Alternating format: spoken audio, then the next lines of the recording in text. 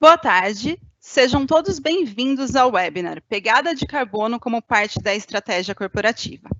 Para quem ainda não nos conhece, eu vou fazer uma breve introdução sobre a Logicalis. A Logicalis é uma empresa global de soluções e serviços de tecnologia da informação com operações nos 5 continentes. Na América Latina, contamos com uma equipe de mais de 3.000 profissionais distribuídos em nossas operações por 11 países. Temos uma longa experiência apoiando os nossos clientes na construção das suas estruturas de TI, que abrangem desde a definição estratégica até a execução e a operação das soluções. A Logicalis está preparada para ser o seu parceiro na transformação digital, com migração e modernização das aplicações e sua estrutura de dados, com as melhores práticas de segurança do mercado, seja no ambiente de cloud pública ou multi-cloud. E a Microsoft é o nosso principal parceiro nessa jornada. Fazemos ainda parte do seleto grupo de certificação Azure Expert MSP. Mais uma vez, eu gostaria de agradecer a presença de todos e apresentar aqui os nossos convidados de hoje, que são Tânia Cosentino, que é a CEO da Microsoft Brasil, o Rodrigo Parreira, que é CEO da Logicalis Latam, a Marina Grossi, que é presidente do Conselho Empresarial Brasileiro para o Desenvolvimento Sustentável, o Giancarlo Tomazin, que é Head de Inovação Corporativa e Sustentabilidade na Duratex, e o Marcelo Furtado, que é sócio fundador da Block-C. Marcelo, é com você. Muito obrigado, viu? Queria agradecer, então, essa oportunidade, mas dizer que é impossível a gente iniciar qualquer evento, né, hoje em dia, sem lembrar que exatamente hoje no mundo já estamos com 117 milhões de casos de Covid, 2,6 milhões de mortes, 10% disso aqui no Brasil e com quase 2.000 mortes por dia. Então, eu queria começar desejando a nossa solidariedade, né, a todos nesse momento, e lembrando que a regra é vacina, máscara e distanciamento. Um enorme agradecimento aí à Logicalis e à Microsoft por permitir que a gente possa trazer uma boa notícia nesse momento em que a sociedade está sendo confrontada com tantos desafios na saúde, na economia e no clima. Então, muito obrigado, viu? Muito bacana a gente poder falar de coisa boa. A ciência tem nos alertado para a importância e a urgência desse momento de enfrentamento da crise climática e indicando que é fundamental que a gente faça uma mudança na sociedade, uma mudança nas empresas. O próprio Fórum Econômico Mundial, no seu relatório de risco agora de 2021, indicou que 4 dos 5 maiores riscos, estão relacionados à questão climática. E o quinto maior deles é o sanitário. Isso talvez explique esse tsunami ESG que a gente está presenciando. É claro que o ESG chegou para ficar, não tenho dúvida sobre isso. Mas também é importante lembrar que ESG não é novo. Ele já teve outros nomes, né? A Marina vai falar muito para a gente sobre isso, da responsabilidade socioambiental das empresas, mas também tinha nome de sustentabilidade e vários outros. Esse movimento, que é sem volta, tem 3 blocos. Tem as empresas que lideram essa transformação. E aqui está a Parreira e Tânia que vão falar sobre isso. Tem as empresas que estão procurando fazer essa transformação, cheias de dúvidas e com necessidades. É para esses 2 blocos que a ferramenta Block-C foi desenvolvida, para contribuir exatamente nessa jornada. Eu sou presidente do conselho do WRI, que me dá uma enorme honra, e lá a gente tem um mantra. O mantra é contar as emissões, mudar o seu perfil e escalar sua atuação na economia de baixo carbono. E é importante lembrar também que tem esse terceiro grupo, que eu ia mencionar agora, que são as empresas que estão fazendo o greenwash. E esse a gente espera que seja um grupo cada vez menor, porque vai perder a sua licença social de operação, mas também quero dizer que a nossa ferramenta contribui na separação do trigo do joio, porque a gente oferece transparência, rastreabilidade com blockchain e inteligência para tomada de decisão. Então, era importante destacar que talvez o ponto mais inovador da ferramenta Block-C é o fato de poder engajar toda a sua cadeia de valor. desde fornecedores até clientes, que aqui na Blocksea a gente chama isso carinhosamente de ecossistema. Ela viabiliza que a sua cadeia de valor com seus funcionários, fornecedores e clientes carregue, faça um upload dos seus inventários, tudo na mesma plataforma, permitindo você sistematizar o cálculo das emissões totais. Estou falando de escopo 1, 2 e 3. E, portanto, dando mais acurácia exatamente nas emissões do escopo 3. E isso permite para você uma gestão mais robusta da sua estratégia de redução de emissão e, eventualmente, de offsetting. Até porque a ferramenta que você vai utilizar permite você conhecer o seu verdadeiro preço interno de carbono e o seu custo marginal de abatimento. Ou seja, quanto custa para você substituir suas emissões. E esse cálculo tem como base o padrão internacional do Science Based Targets, que está alinhado com o Acordo de Paris, com o Acordo de 1,5 graus. Então, com essa boa notícia e com essa galera tão bacana que a gente está junto aqui hoje, eu queria desejar a todos um enorme voto de bom evento e convidar a Tânia Consentino, CEO da Microsoft, para nos falar um pouco sobre a sua visão. Por favor, Tânia. Obrigada, Marcelo. Um prazer enorme estar com todos vocês aqui e para toda a nossa audiência. E um prazer enorme ver que esse tema de sustentabilidade, ou ESG, como queiram definir, está cada vez mais presente na agenda das empresas. Nós mesmos da Microsoft, em 2 semanas, já estivemos com a Marina Grossi e com o público aqui interno e externo 2 vezes. E isso é muito legal, mostrando a relevância do tema, não só para a gente, mas acho que para toda a sociedade. Deixa eu só compartilhar a minha apresentação. Vocês conseguem ver a minha apresentação? Sim, Tânia. Então, vamos lá. Tem alguns slides mais para ajudar vocês a visualizarem algumas coisas que eu acho relevante. Bom, a gente acredita na Microsoft e a gente se compromete, a gente acredita no papel da tecnologia e a gente se compromete a fazer o uso da tecnologia para empoderar pessoas e organizações a conquistar mais, essa é a missão da empresa, mas também para construir um futuro mais sustentável para todos. A gente realmente acredita que não existe empresa saudável em um planeta doente. Muita gente me pergunta, Tânia, mas como você concilia, como que você dá prioridade? A gente não está falando, as pessoas que abraçam a causa ambiental, social e uma boa governança, elas não estão se distanciando do compromisso de gerar lucro.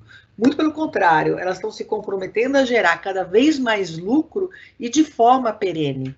Porque eu acho que aqui o exemplo muito fácil que a gente pode dar é o tema de governança, e a gente viu o impacto nas empresas em situações recentes de escândalos divulgados, como isso impacta no negócio, na credibilidade com seus clientes, na credibilidade da sua própria equipe interna, nas multas, penalidades que a empresa paga. Então, não vale a pena correr certos riscos. E do ponto de vista ambiental e social, também vimos grandes eventos aí impactando duramente a reputação das empresas. Então, a gente precisa se preocupar com a forma pela qual a gente gera lucro.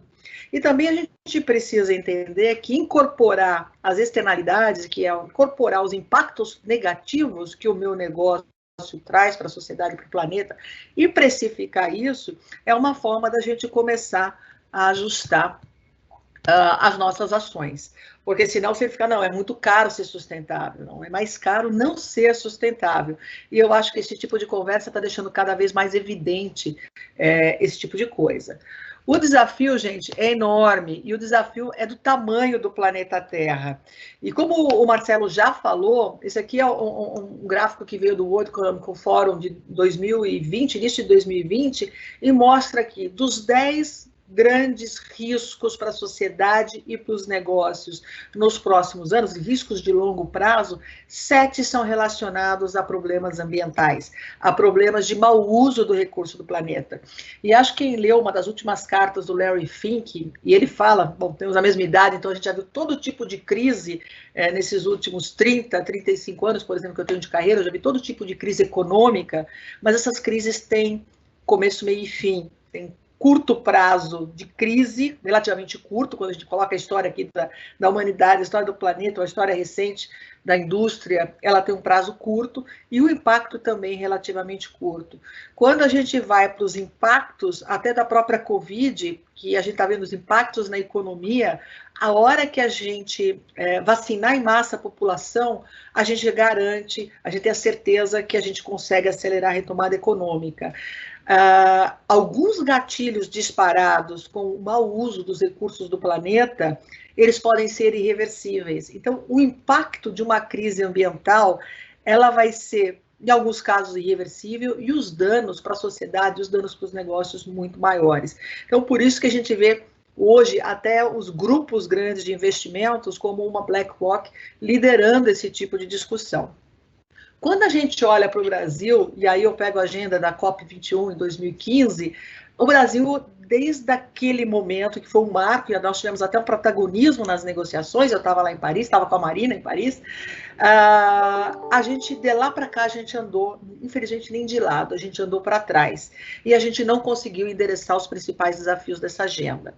A ONU lançou em 2012 o que ela chama de Objetivos do Desenvolvimento Sustentáveis, são esses 17 objetivos dessa tabelinha periódica, e ela, naquela época, ela tinha a intenção de chamar o setor privado para discutir essa agenda, porque ficou claro que o setor público sozinho não seria capaz de endereçar os desafios do planeta e sociedade no tempo que a gente precisaria. E quando a gente fala em elevação da temperatura do planeta, a gente tem urgência, e muitas das coisas que a gente já precisava ter feito não foram feitas, quer dizer, nós estamos atrasados. Então, aqui, a gente tem diferentes objetivos que visam aqui eliminar a pobreza, dar saúde para todos, educação para todos, ter gender equality, e a gente viu até na pandemia alguns desses temas também retrocedendo, mas esse aqui é o retrato do Brasil. Assessment do Brasil, feito pelo Pacto Global Brasileiro, a gente está verde só no objetivo 7. Que é energia para todos, energia limpa. E isso não foi fruto da COP de 2015 para cá, do COP21 para cá, em 2015, porque a gente sempre teve uma matriz energética renovável, porque ela é baseada em hidroelétricas. A gente vem inserindo um pouco mais de renováveis, muito bacana. E aqui é um claro exemplo que sustentabilidade gera negócios e gera emprego. O que a gente já gerou de empregos no Brasil, quando a gente trouxe os fabricantes de wind, de eólicas para cá, ou todo o investimento que a gente está vendo em solar, toda a mão de obra atrelada a esses investimentos, é um aumento de empregos, é um aumento de investimentos. Então, se a gente olhasse cada um desses quadradinhos, a gente veria aqui um potencial de geração de negócios incríveis. E eu convido as empresas que estão nos assistindo e às vezes não sabem como começar a jornada de sustentabilidade, a usar esse ODS como um framework. E olhar aqui, bom, o meu core business. E aí a Marina vai falar da evolução do que era sustentabilidade no passado, o que era filantropia, Corporate Social Responsibility, agora falando de ESG, Shared Value. Então a gente percebe uma maturidade das companhias, isso é uma jornada, mas cada empresa pode olhar aqui e falar qual é o meu impacto negativo que eu tenho que mitigar e onde o meu core business impacta positivo e eu posso alavancar. E dessa forma, qualquer empresa, qualquer pessoa pode contribuir positivamente para o planeta.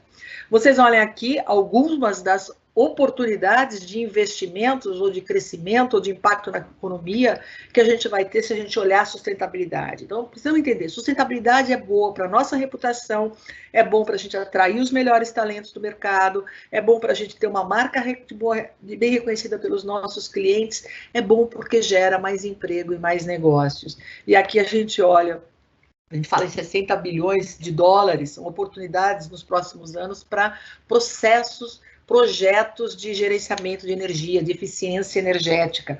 Uma pauta aqui no Brasil, a gente tem um potencial incrível e pouco a gente vem fazendo. A gente tem criação de valor na agricultura, a gente tem 26 trilhões de potencial até 2030 de adicionar o PIB mundial. Gente, isso é adicionar uma grande economia dentro do PIB mundial, mais empregos e mais renda para todos. E tem o mercado de compensação de carbono aqui avaliado em 200 bilhões de dólares. Então a gente precisa se unir, criar esse mercado de carbono, a gente se unir e fomentar investimentos em sustentabilidade. Na Microsoft, a nossa jornada já dura um pouco mais de 10 anos. Começou em 2009, a nossa jornada de sustentabilidade, e a gente vem amadurecendo, a gente vem assumindo compromissos, a gente é parceiro da ONU, parceiro do Pacto Global, mas no início do ano passado, a gente percebeu, e eu acho que eu estou vendo cada vez mais o setor privado entendendo o seu papel, a gente percebeu que tinha que sair de uma posição passiva. Precisávamos, para nós mesmos, assumirmos compromissos mais ambiciosos, porque a Agenda 2030 está aqui, é amanhã, piscou o olho, é 2030. Então, a gente decidiu assumir compromissos ambiciosos, a gente decidiu investir em ecossistemas de inovação em sustentabilidade e investir na nossa própria plataforma para ajudar o nosso ecossistema de negócios a se transformar. E aí a gente assumiu compromissos com carbono, onde a gente quer ser net zero até 2030 e queremos negativar emissões históricas até 2050. A gente tem um compromisso também de ser net positive em água. Vocês sabem que as nossas operações de data centers, elas são intensivas em água para refrigeração, então a gente tem investido muito em tecnologia para mudar a refrigeração dos nossos data centers. A gente também tem um impacto na economia circular. A gente é uma empresa que produz alguns dispositivos na linha Surface, que é o meu computador que eu estou falando aqui com vocês, o Xbox, mas os dispositivos físicos são muito poucos. Então, a gente vai retrabalhar a embalagem desses produtos, mas o grande volume de material com potencial e necessidade de reciclar são todos os eletrônicos, todos os servidores que alimentam os nossos data centers, né, que seguram as operações dos nossos data centers. Nós temos milhões de servidores espalhados pelo mundo e com a tecnologia, a obsolescência desses produtos, ela vem em ciclos cada vez menores. Então, a gente está investindo em startups, a gente está investindo em centros de economia circular e em startups que estão estudando economia circular de produtos eletrônicos. E aí a gente vai usar esse conhecimento não só para os nossos próprios produtos, mas para compartilhar com o mercado. Em carbono, a gente também está investindo numa startup, num fundo de startups, que está trabalhando captura de carbono. Para eu poder negativar minhas emissões históricas, realmente eu vou ter que capturar, eu vou ter que prender carbono, e tem coisas muito bacanas que já estão sendo anunciadas desses fundos. E aí a gente tem também um projeto que cuida dos ecossistemas, e aqui falando em biodiversidade, preservação do planeta. A gente está dentro de um capítulo que a gente chama de inteligência artificial para o bem, AI for Good. Tem um capítulo que é AI for Earth, né? Inteligência artificial para o planeta. E nesse projeto, nesse capítulo, eu tenho 2 projetos aqui no Brasil, já em andamento, e tem mais alguns na fila. Um com a SOS Mata Atlântica, para poder monitorar em tempo real a qualidade da água dos nossos rios, e aí usar dados históricos que a SOS Mata Atlântica coletou, mas com dados em tempo real, a gente consegue gerar insights de como está a qualidade da água e de discutir políticas públicas para se trabalhar isso e de ter ações concretas para melhoria de qualidade de água em principalmente certas nascentes. E a gente tem um trabalho também lançado no início desse ano com a Vale, parceria com a Vale, parceria com o Amazon, onde a gente está fazendo, através de imagens capturadas de satélite, nós estamos criando um algoritmo para fazer previsão de áreas de provável risco de desmatamento. Também aqui a gente vai fazer uma parceria com o governo, onde a gente vai alimentar o governo e agências ambientais com esses dados, para que eles possam atuar e inibir a ação do desmatamento ilegal, mas também que a gente possa construir políticas públicas que ajudem a gente na proteção de algo que é tão importante. Então, esses são os nossos compromissos diretos, eu, Microsoft, no meu negócio. E a gente vem investindo na nossa plataforma, a nossa plataforma Azure, então eu torno meus data centers mais verdes, e quando o meu cliente migra os seus serviços para o meu data center, consequentemente, ele está reduzindo sua pegada de CO2. A gente usando o Teams, que é a nossa plataforma de hoje, a gente deixa de circular, a gente deixa de visitar clientes e a gente reduz o nosso Scope 3, vou mostrar um pouquinho a gente vivendo a nossa realidade e medindo isso. Então, eu reduzo o meu Scope 3, e eu reduzo minhas emissões de CO2. Mas a gente está fazendo parcerias, e eu, no caso, com a Logicalis e aqui com a tecnologia Block C, por exemplo, para levar isso aos nossos clientes, para ajudar, então, os nossos clientes a abraçar a tecnologia para endereçar a sua agenda ambiental, social e governança. E eu acho que esse é o lado legal de hoje. Muitas coisas a gente não conseguiria fazer há 5 anos, a gente não tinha tecnologia para muitas coisas, a tecnologia era extremamente cara, e hoje ela está acessível, ela está na mão da gente, ela é democratizada, faz parte da nossa missão, democratizar a tecnologia, e o que a gente precisa fazer agora é comunicar o mercado do que a gente tem disponível. Falando um pouquinho do nosso programa, né, um programa com a Logicalis, usando a plataforma Block C, eu venho do mundo de eficiência energética e vem uma crença, você não gerencia o que você não mede.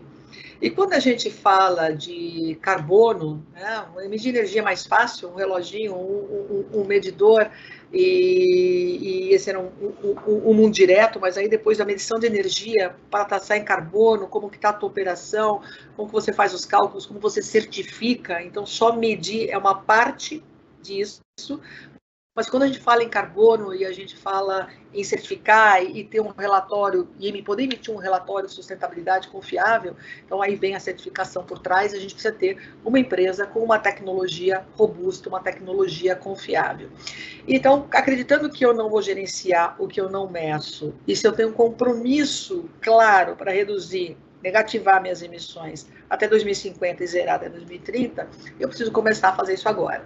Então, a gente acelerou aqui, avançou no grupo, porque a gente está fazendo todo esse trabalho em escala global, e aí sendo cascateado pouco a pouco para subsidiárias, mas o Brasil decidiu tomar a liderança e fazer um piloto para poder medir as nossas próprias emissões. O legal da plataforma é um ecossistema colaborativo, ela roda no Azure Blockchain, e a gente vai capturar dados próprios e dados de terceiro, e a gente vai poder ter a visão correta da onde vêm as nossas emissões. Olhem só aqui os nossos resultados. Os resultados do piloto foram com base no ano 2019, porque a gente fez isso e finalizou no final de 2020. Então, eu não tenho ainda a fotografia de 2020, mas a gente já tem alguns insights importantes aqui. Como eu comentei para vocês, a gente tem aqui a grande operação que emissora são os data centers, e aí os data centers, porque pela sua energia e por toda a parte de backup e de infraestrutura de resiliência, que são os geradores, que são frequentemente a diesel, e a gente tem o escopo 1, ela tem uma certa relevância, mas o grande impacto da Microsoft é o escopo 3, e o escopo 3 vindo das nossas viagens de negócio predominantemente e do combustível da frota dos nossos veículos, aí as nossas equipes de vendas, as nossas equipes de suporte a cliente, que estavam até antes da pandemia na rua, e aí a gente vê o combustível desses veículos. Então, por um lado, a gente tem planos aqui de endereçar o escopo 1 dentro de um projeto global, de ter 100% dos data centers com energia 100% renovável, tirar o diesel dos geradores, inclusive, e no escopo 3, a gente agora está avaliando e até se rediscutindo o trabalho, né, do working from home, o mundo virtual, que eu acho que a pandemia nos ensinou muito, que sim, é possível se comunicar com o grande público, como estamos fazendo hoje, de forma remota, é possível visitar clientes e atender clientes de forma remota, e aí vai ter um impacto direto dentro dessas viagens de negócio e combustíveis de frota, ou também a possibilidade de se trocar a frota para combustível convencional, baseado em fósseis, para veículos elétricos, por exemplo. Então, aqui nos abre uma possibilidade enorme de ações que a gente pode tomar para mitigar e reduzir as nossas pegadas. Mas como vocês veem, a nossa pegada de CO2 ela é relativamente pequena. E a gente tem aqui vários negócios que são muito mais intensos em CO2. E aí que a Microsoft entra com o uso da nossa plataforma para ajudar esses outros negócios a otimizarem a sua produção, a otimizarem a sua pegada, e a gente precisa de parceiros para isso. E aí a Block C entra com a gente nessa parceria. Então, para finalizar, eu queria reforçar realmente que a gente vê a tecnologia hoje como um grande agente transformador. O que não era possível fazer, o que a gente achava que era impossível há 5 anos, hoje não é mais, ela é possível e viável economicamente. Eu vejo que as empresas estão cada vez mais preocupadas, porque a gente está vendo no Brasil o que a gente afugentou de investidores pelo fato da gente não ter credibilidade ou não ter uma agenda ambiental crível para o mundo externo. Então a gente comunica mal, a narrativa é ruim, mas as ações também não são boas. Mas por outro lado, a gente tem coisas incríveis acontecendo em certos setores da economia e a gente também não está sabendo comunicar. E aí tem uma plataforma que nos ajude a comunicar, uma plataforma que dê dados de forma certificada, ajuda muito a gente para ganhar credibilidade, para validar o nosso pitch externo, para validar empresas que têm uma pauta de exportação importante e tenham seus clientes aí questionando se somos empresas sustentáveis ou não. Então, eu só queria deixar como mensagem final que o planeta ele tem uma urgência. A gente usa 1,5 planeta, mais de 1,5 planeta todos os anos. Então, isso está claro que é finito, que não, a gente não vai conseguir fazer e continuar fazendo isso por muito tempo. Então, nós, empresas, sim, temos um papel.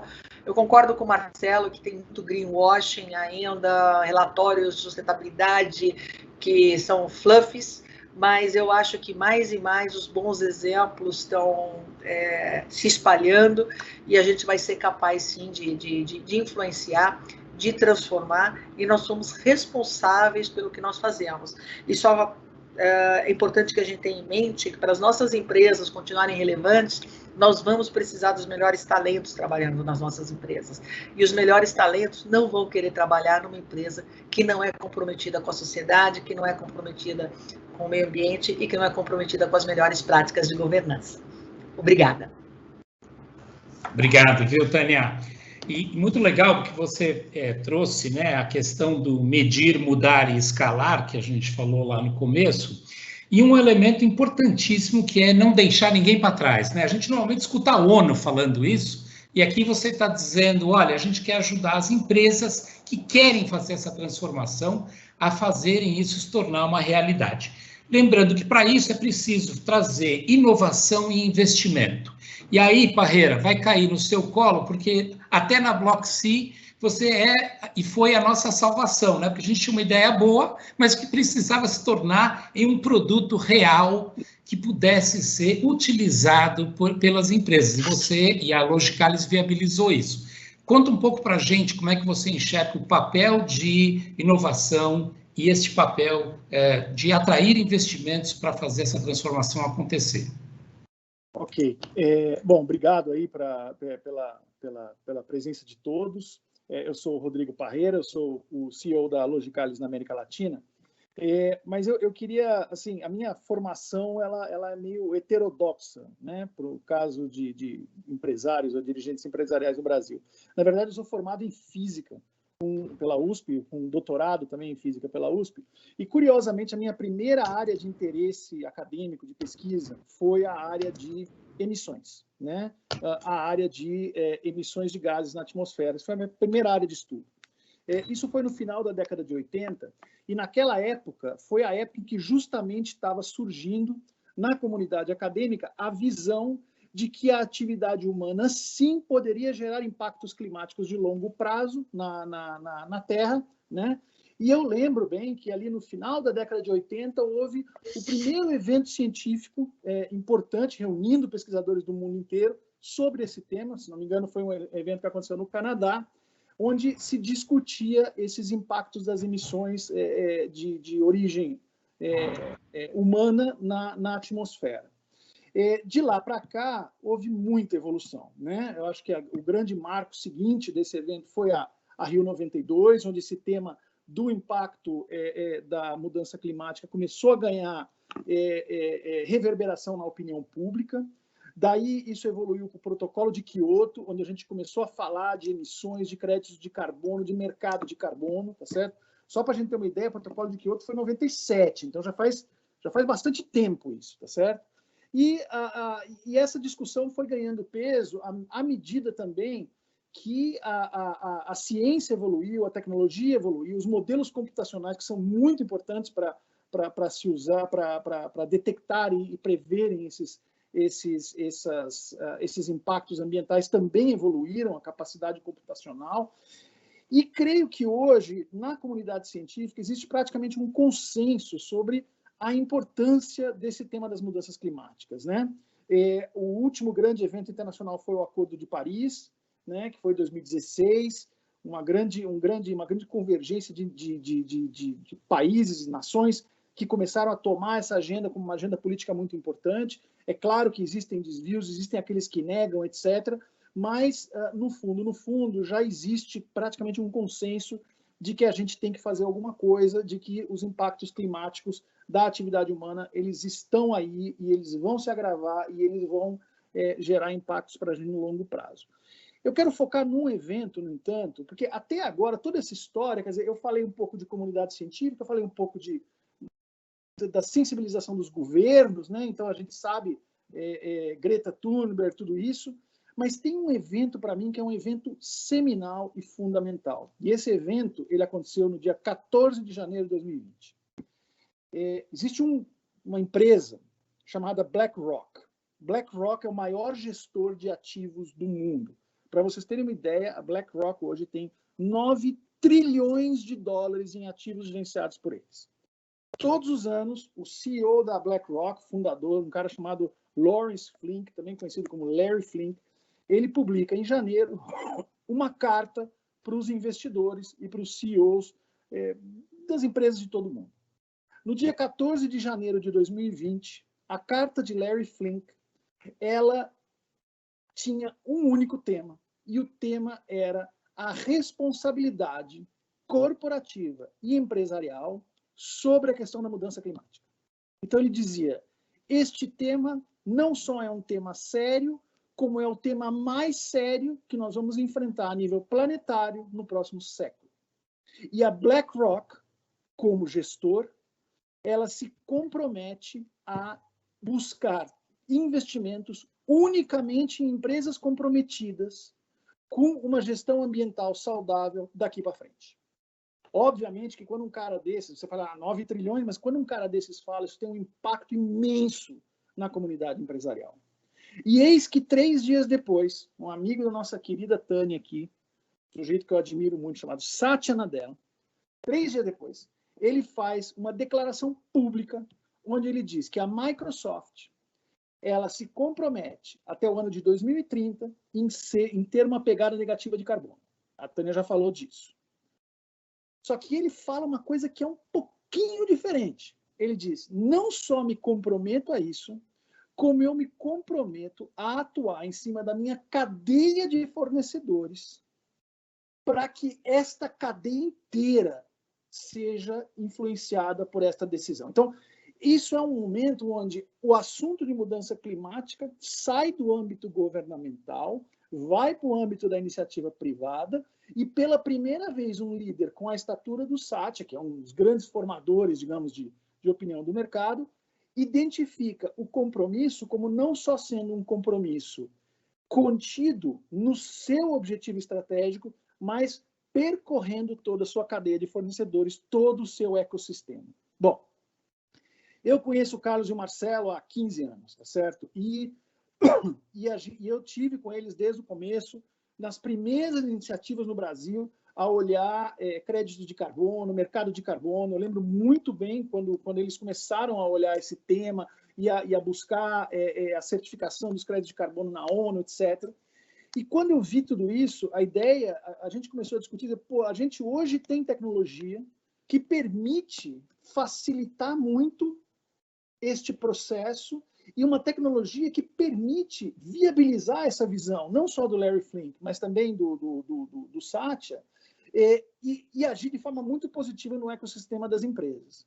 E essa foi a origem do Block C, né? O Block C ele é uma tecnologia que, a partir do uso do blockchain, que tem alguns atributos muito interessantes para isso, porque o blockchain permite a gente certificar ao longo de toda a evolução do ciclo de vida de um componente qualquer, e nesse caso eu estou falando de um componente de energia que está sendo gerado, transmitido, consumido, né?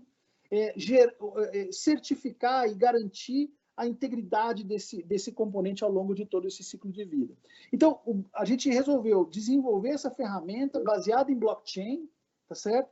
Que permitisse às empresas inventariarem de forma robusta as fontes de energia que elas usam, ao mesmo tempo transformar esta energia em equivalentes de carbono, identificar elementos que poderiam neutralizar essa utilização e, ao mesmo tempo, certificar esse processo de forma automática para que isso possa ser facilmente auditado por quem quer que queira analisar esse tema. Como exemplo, eu dou a própria BlackRock, que ao querer investir em uma determinada empresa, vai auditar, tá certo?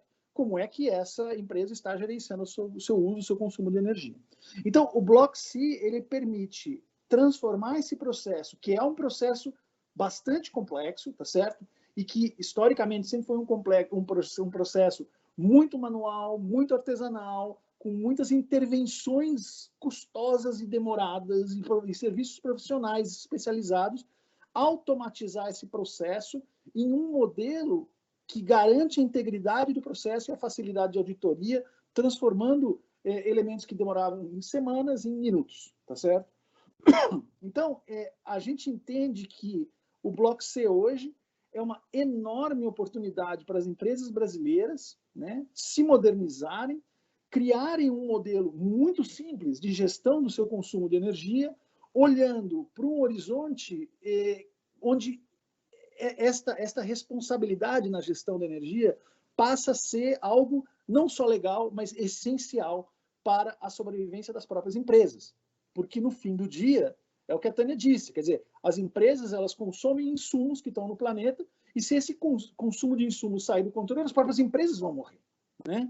Então, este balanço ele é extremamente importante, e o BlockC é uma ferramenta muito simples para permitir às empresas gerenciarem todo esse ambiente. Obviamente, a gente levou a ideia para a Microsoft. A Microsoft tem sido um líder na área de tecnologia nesses temas, e, assim, a Tânia entendeu rapidamente o que a gente estava querendo falar, em 5 minutos, tá certo? E a partir daí a gente começou a investir, a trabalhar juntos, e eu estou muito feliz que esse desenvolvimento está avançando e está virando uma realidade, um produto que se pode hoje utilizar no mercado, né? Para mim é uma contribuição muito grande da Logicalis, da Microsoft, da BlockC, a construir uma comunidade empresarial melhor, mais moderna, mais sustentável, mais humana, né? Num país que hoje precisa tanto dessas iniciativas. Então, estou super feliz de participar desse evento, super feliz de ter a Microsoft do nosso lado, e vamos em frente. Eu acredito que BlockC vai ser um grande sucesso e uma ferramenta que vai gerar um impacto muito positivo na economia e no mundo corporativo brasileiro. Obrigado, Parreira.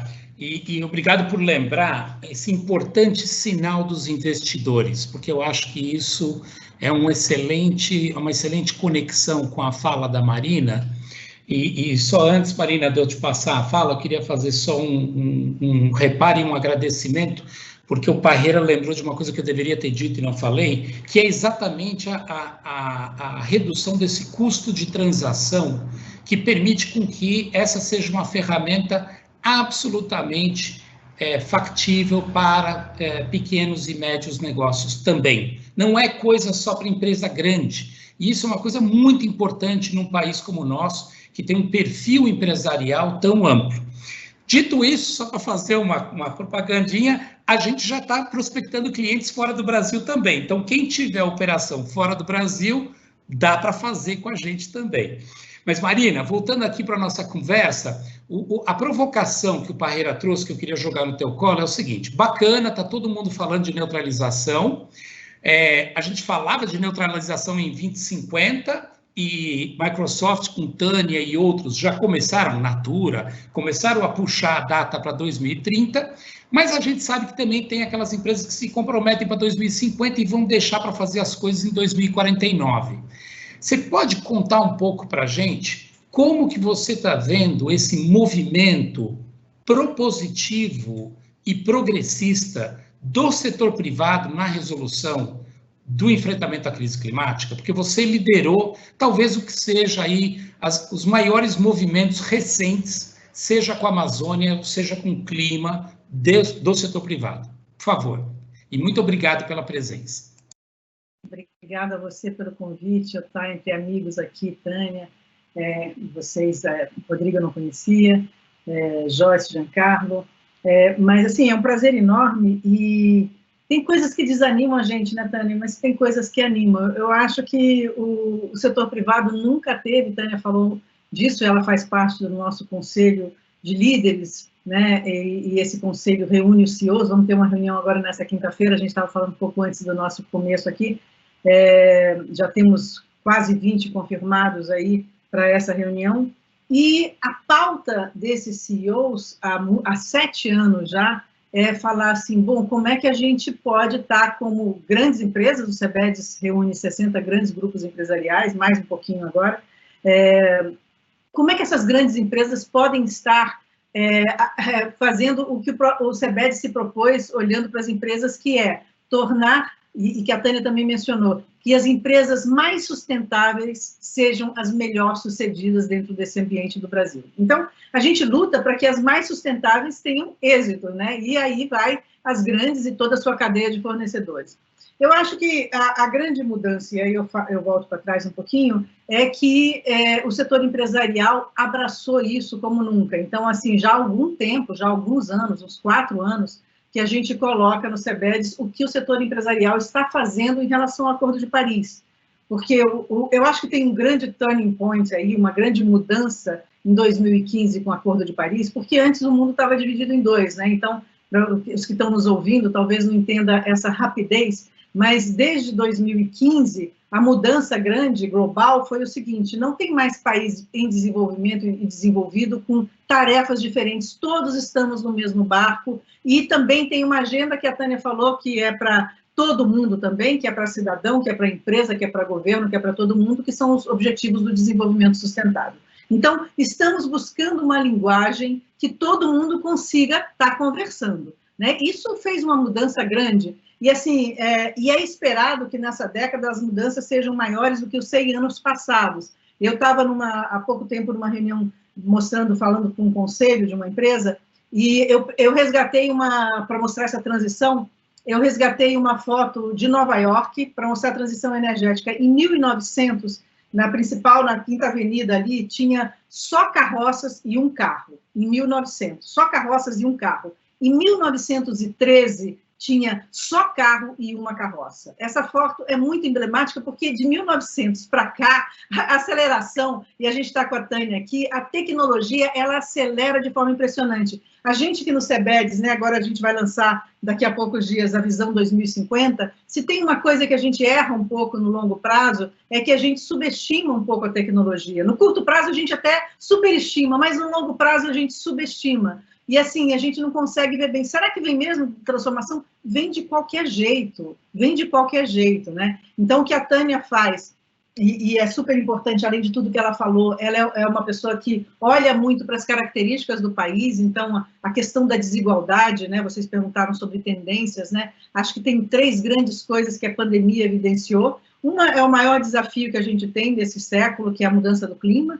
né? Então, isso aí, hoje, todo mundo tem meta e foi voluntária. Ninguém mandou uma meta em cima da cabeça de nenhum país. A meta foi voluntária do jeito que quis. Por isso que não fecha a conta, por isso que tem que correr e se mostrar como solução. A conta não está fechada para um limite seguro de 2 graus Celsius, mas isso foi voluntário de cerca de 200 países no mundo inteiro e todos estamos no mesmo barco, né? E aí eu acho que entra vocês e entram as empresas, porque o que era muito complicado, o que não tinha tanta tecnologia, o que era uma coisa assim maluca, a gente ainda vê isso, né? O MDL que a gente viveu, que é o crédito de carbono lá atrás, é a tal da história que chamavam da viúva porcina, né? O que vai ser sem nunca ter sido, e você tem que fazer uma porção de contas ali dessa história, uma loucura para mostrar adicionalidade. A minha adicionalidade é diferente daquele outro país, mas como é que eu vou transacionar, como é que eu vou ter fungibilidade se a minha adicionalidade é diferente da dele?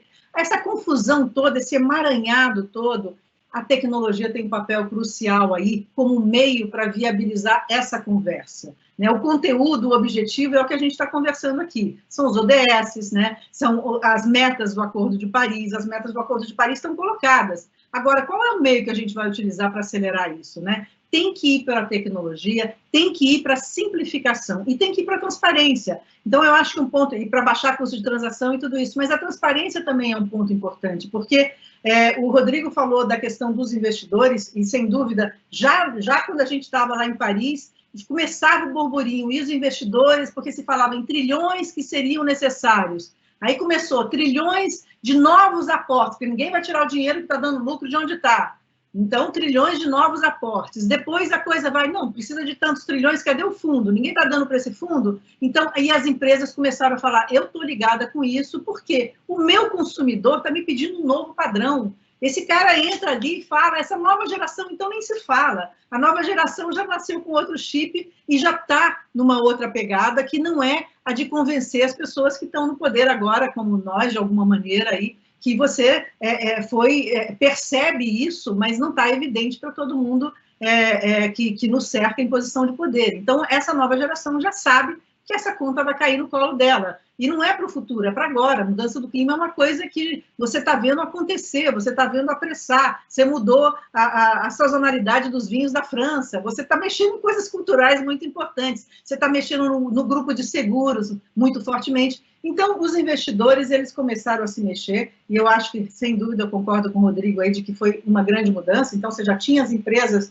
buscando demonstrar isso, mas quando entra o investidor, eu acho que a grande diferença, e se a gente tivesse um indicador, seria o conselho de administração. Isso não estava no conselho de administração, entrou o investidor, isso entrou no conselho de administração, essa pauta entrou nos conselhos. Então, assim, agora, peraí, visão de longo prazo é preciso, porque, de repente, isso já estava sendo falado ali, né? Principalmente nas empresas de óleo e gás, que se transformaram em empresas de energia, que querem se transformar em empresas renováveis, isso já existia. Bom, e aí, qual é o nosso planejamento para a mudança climática? O que a gente está fazendo para isso?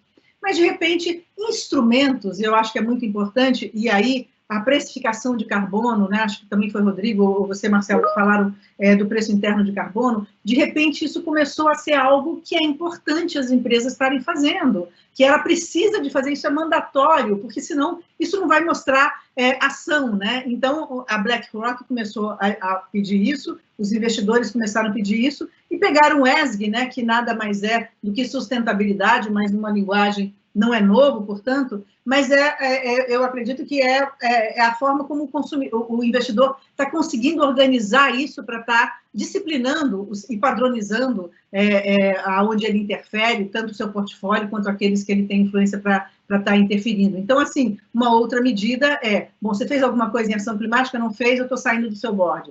A outra coisa, eu estou tirando o meu dinheiro. A outra coisa você tem mulher no seu conselho? Tem pelo menos uma mulher? Não tem, eu estou saindo, porque a diversidade também é algo exigido nessa diversidade, nessa mudança que o mundo está fazendo. Então, o investidor ele precisa dar um check nas coisas, né? A Tânia falou sobre, na Schneider, quando ela presidia a Schneider, né? Tem que medir alguma coisa para você estar fazendo. O investidor também precisa fazer isso. Ele tem que estar disciplinando a sua cadeia toda. Olha, eu preciso disso, essa é a receita. O que a gente não pode esquecer é que essa receita não termina nunca, né? Então, assim, eu agora estou fazendo desde o começo parte do board do GRI, o Global Report Initiative, que eu acho que uma metodologia consagrada aí de transformação, mas está o tempo todo conversando com os stakeholders e mudando, né? Mas não significa que a gente não tenha que fazer a simplificação. Então, eu já acho que teve grandes ganhos, a gente só não pode perder de vista que essas conquistas são contínuas, né? Mas que a gente tem que acelerá-las e tem que ter medição e tem que ter padrão para a gente estar avançando nisso.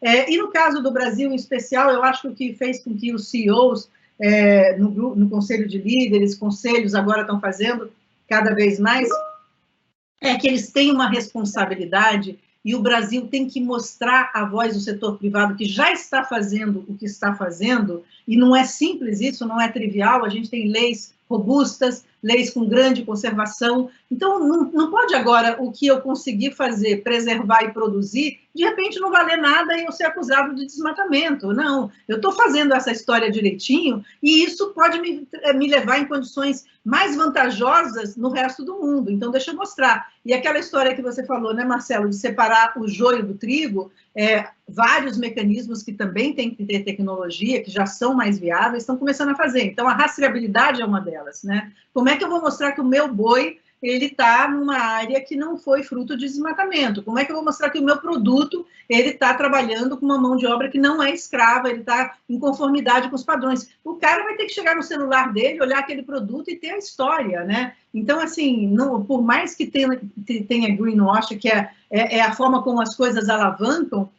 mas a tecnologia, com uma simplificação dos processos, sem perder a profundidade, então a gente interfere nisso o tempo todo, né, por meio do CEBEDES e outras instituições que estão olhando isso, estão buscando as melhores métricas para a gente avançar. E a gente sabe que a grande disputa das empresas, e vocês falaram muito disso, a grande dificuldade é o escopo 3, né? Então, assim, e as empresas, a licença de operar hoje das empresas está muito vinculada ao seu genuíno compromisso com a solução, muito mais do que, porque é o que você falou, né? Muitas vezes não tem um genuíno compromisso com a solução quando você põe isso lá para longe, né? E você sabe que você só vai olhar disso a mais curto prazo. Eu tenho alguns senhores que são muito interessantes, que eles falam para mim, Marina, eu vou colocar logo mais cedo, porque senão eu não vou olhar isso, caramba, não vou olhar, então eu tenho que pôr essa data um pouco mais cedo, porque isso significa que eu vou olhar. Então, assim, você tem que estar vendo o que você está fazendo, né, aqui e agora, e aí eu acho que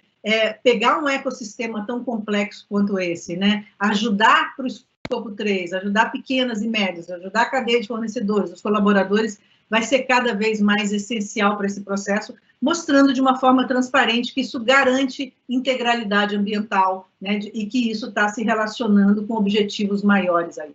Eu não sei se eu passei do meu tempo, se eu tenho, eu acabei não olhando aí para o meu tempo. Legal, não, foi ótimo, Marina, super obrigado. E você me deu um gancho maravilhoso para apresentar aqui o Giancarlo, porque, número 1, quando você tem uma pressão do seu conselho, isso mobiliza toda a empresa, e não um departamento. Então, o Giancarlo cuida da área de sustentabilidade e inovação na Duratex, mas ele é hoje apoiado por toda a empresa, e não é uma ação departamental, é uma ação da empresa como um todo e através da nossa ferramenta aí, da nossa provocação, que vai inclusive engajar os seus fornecedores e os seus clientes, como o Parreira estava trazendo. Entretanto, é importante a gente, além de não subestimar a tecnologia, não subestimar a pressão da sociedade.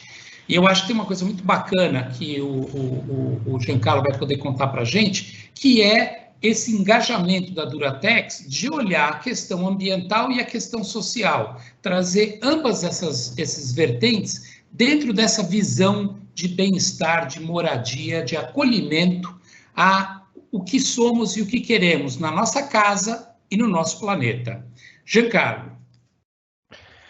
Marcelo, queria agradecer, primeiro uma honra já poder trabalhar com você no Comitê de Sustentabilidade há um pouquinho mais de um ano, muito bom estar aqui do lado de pessoas que eu admiro muito, que acompanham nas redes sociais, que têm gerado grandes transformações, vocês como parceiro, né, de ferramenta, a Marina, enfim, uma honra estar aqui.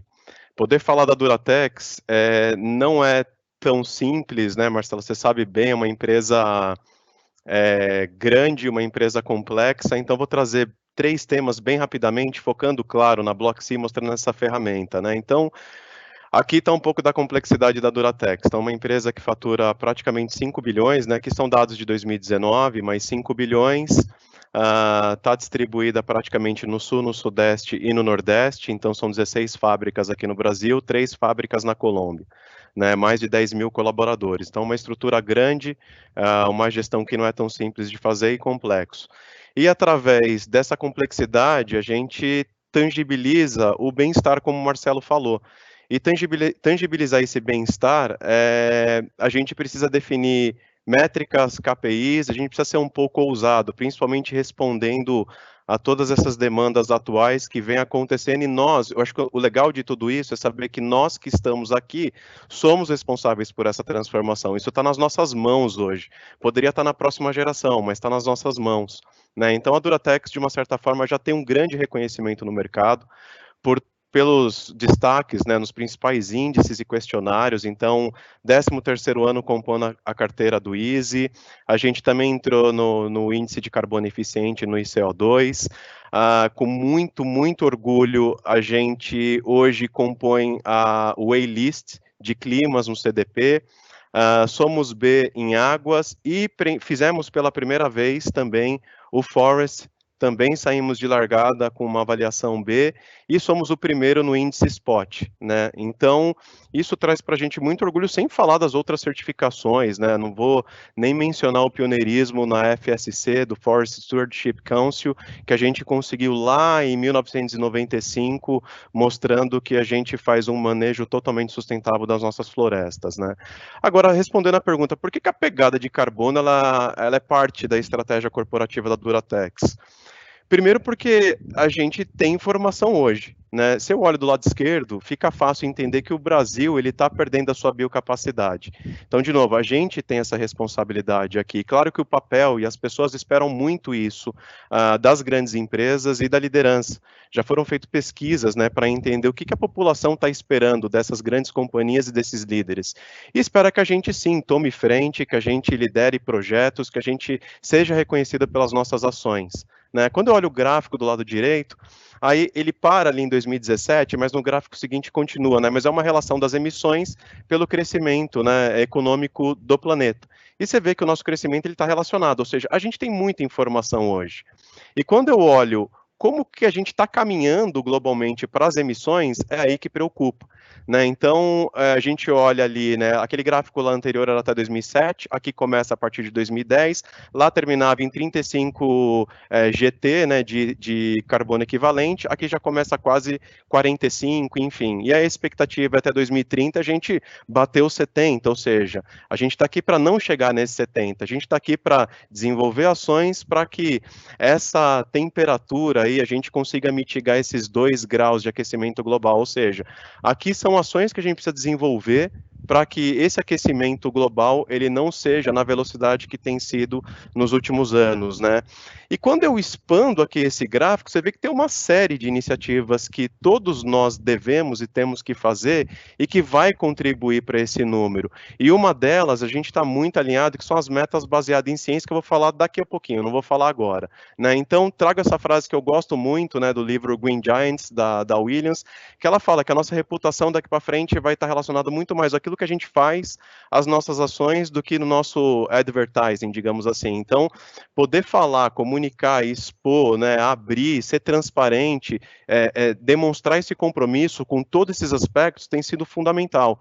E aqui eu trago um pouco de como a Duratex tem olhado isso, né? Então, o nosso balanço de carbono é algo que dá muito orgulho para a gente, então somos positivo, né? Esse também é um número de 2019. A gente sequestrou 205 mil toneladas de carbono, de CO2, e isso vem muito forte por conta das emoções das nossas florestas. E isso acende um grande alerta para a gente. Se vocês acompanharam a Duratex nos últimos anos, vocês vão ver que grande parte do crescimento da empresa ele foi pautado em aquisições. Se eu começo a olhar esse gráfico e vejo que as nossas florestas têm um peso muito grande, isso me abre um olho para eu preciso também começar a olhar com mais profundidade, análise de ciclo de vida dos meus produtos, eu preciso entender qual política que eu vou usar até para aquisições, como que eu vou trabalhar com os meus fornecedores e, por fim, como é que eu vou começar a olhar com mais detalhe as nossas emissões. E é aí que entra a solução da BlockC. Então, a BlockC, ela responde a uma grande inquietação que a Duratex tem em relação a quais ações que a gente consegue atacar e olhar com um pouco mais de detalhe, convidando quem faz parte da nossa cadeia a entrar no nosso ecossistema, né? Eu escutei uns 6 anos atrás, né, falar que ecossistema, plataforma, tudo vai ser plataforma, ecossistema, e quando a gente começa a entender o ecossistema de inovação, o ecossistema de emissão, realmente fazer esse convite, conseguir ser mais transparente, vai ser fundamental, e é isso que a Duratex buscou, né? Então a gente queria entender com um pouquinho mais de detalhe como que a gente podia ser mais transparente e como que a gente poderia assumir outros compromissos para contribuir com todas essas questões dos gases de emissões.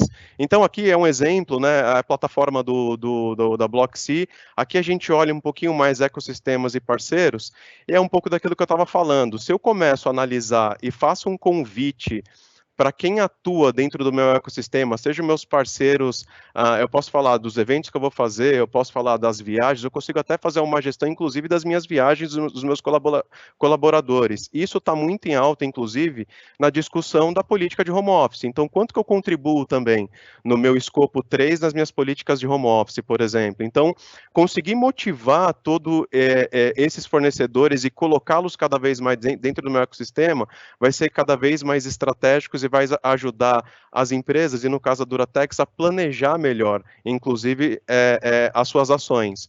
Outra coisa importante que o Marcelo comentou lá atrás é o Marginal Abatement Cost. Então, isso possibilita a gente fazer uma gestão financeira desses compromissos da Duratex com muito mais acurácia, porque eu consigo também combinar dentro do meu ecossistema planos para redução. Então, quando eu começo a colocar dentro desse ecossistema, eu começo a gerar ações mais específicas e poder falar com o coletivo, falar em grupo, e poder ter ações e táticas mais específicas e mais estratégicas. E aí, por fim, as metas baseadas em ciências, como eu falei, a gente sabe que tudo que está acontecendo, possivelmente a gente não consiga cumprir com alguns acordos. Então, poder olhar ou definir como que a Duratex, esse é um trabalho gigantesco, na verdade, né? Quando a gente fala de metas baseadas em ciência, primeiro, a gente impulsiona ainda mais a inovação, eu minimizo as minhas incertezas regulatórias, eu trago muito mais confiança para os meus investidores, acho que isso é fundamental, porque ele sabe o que é dentro do nosso plano, né, porque a gente faz um trabalho todo qualitativo também, vem do plano de expansão, etc., então isso também dá uma certa confiança para eles, eu fico mais competitivo no mercado e, por fim, melhora todas as minhas pontuações.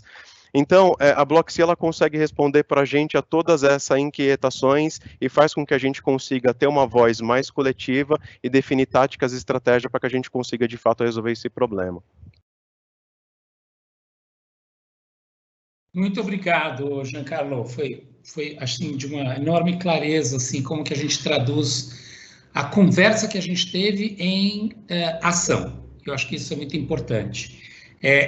Vou passar, Joyce, para você agora a palavra, e queria só, num comentário final, fazer um grande agradecimento, porque a verdadeira razão pela qual a gente tem essa oportunidade de mostrar a todos vocês essa ferramenta da Block.C é porque existe uma equipe que trabalha, da qual eu faço parte, de 10 pessoas super comprometidas, tecnicamente incríveis.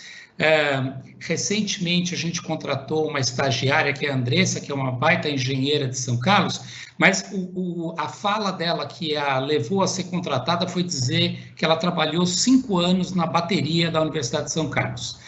E por que isso foi importante para a gente? Porque quem toca numa bateria, sabe trabalhar junto com outros.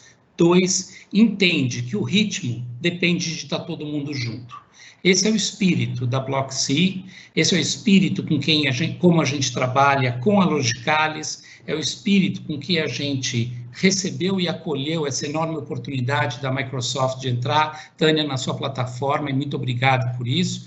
E eu acho que esse é o espírito com o qual a gente está se relacionando, né, com a Duratex, e o espírito com o qual eu venho trabalhando há muitos anos com a Marina, batalhando para a gente fazer esse Brasil um país melhor.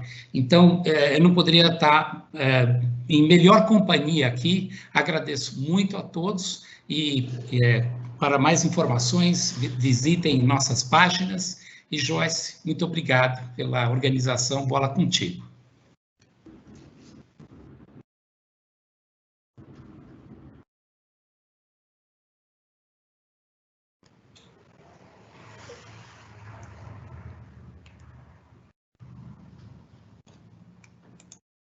Você está no mute, Joyce.